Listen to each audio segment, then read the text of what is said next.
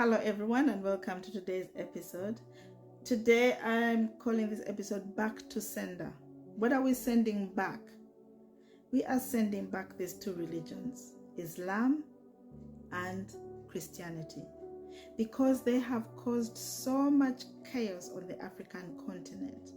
Now, when these religions were introduced to us, we had our own religions, we had our own spiritual practices, but we were told that they were wrong, they were evil, and we bought into that narrative. But the thing that I want to put to question is, how come other countries across the globe have managed to retain their own religious beliefs that we are now respecting, and that we now understand our part and we embrace as part of the global culture? So we have so many places. If you go to China, if you go to India, they have their gods that they have retained. And we are the one continent that has not managed to retain their culture and spiritual worship. We have already lost a lot. We've lost our names. We've lost our everything to do with our cultures. We've adopted every other thing apart from elevating our own beliefs. Now, where does that leave us? That leaves us in a place where we will be fighting each other, defending the honor of gods that do not belong to us. And that is the fact. The gods that we've inherited, the gods that were forced upon us by colonization of some sort, are the gods that we are now defending very seriously, killing each other, killing our brothers and sisters in the name of those gods. And this has got to stop. People have got to think very critically. We've got to ask ourselves, why is those gods the correct gods and my gods the wrong ones?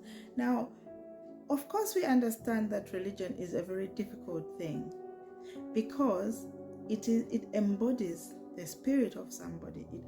It takes on the spiritual element of who we are. And as Africans, we are very spiritual people. We love things of the spirit. That's why when we play our music, we're going to be dancing, because for us, music hits the spirit. It doesn't even hit the soul. It hits the spirit in us. And we are going to be dancing, we're going to be celebrating, and all those things have been taken away from us. Now you find us in churches, we are busy raising our hands and singing hallelujah. That's not who we are. For us, we're supposed to be dancing and moving. We are extreme. And those are the things that they've taken away from us. We don't do things in halves. So we need the fact that we're not settling down with these religions. It's been so many years, hundreds and hundreds of years. We've had the opportunity to understand these religions and incorporate them into our own lifestyles. It's not worked, and it's never going to work, because they don't belong to us. And what is even more surprising is I've found episodes where, for example, in Uganda, I found episodes where they are Christians and Muslims having discussions around what religion means and who has the right religion. And then you find that some of these religious concepts are actually being spelled out in a foreign language. Now, Christianity and Islam are all in the same sort of area. These people are brother and sister, so they actually share a lot in common than we do with them. So we are tying ourselves onto things that belong to other people, and we are fighting. It doesn't make sense that we are fighting each other, and somebody is going to stand up and tell you, in the name of so and so, you can't talk about this God. I'm going to do this if you talk about this God. I'm going to do that if you talk about this God. You cannot begin to understand. Sometimes I think people need to watch themselves back and see the passion with which they are, and the conviction with which they're defending things that do not belong to them. and then understand the level of foolishness that as Africans, the foolishness that Africans have endured for some centuries now. But we are now educated. We have traveled. Many of us have traveled. We are taking back stories of what we are finding out there. We should now be beginning to understand that religions are not the determinant of who we want to be as Africans.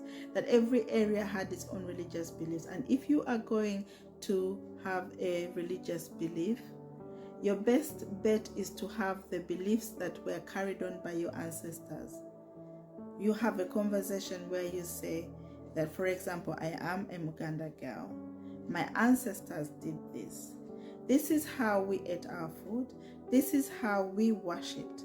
This, at least that would have stood the test of time in terms of what is good for us as Africans.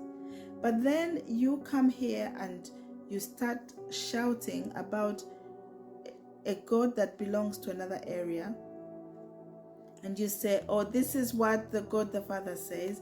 This is what the ancestors of those gods have said, the father Abraham and who. And you're quoting all these people who are coming from a different area with their own cultures.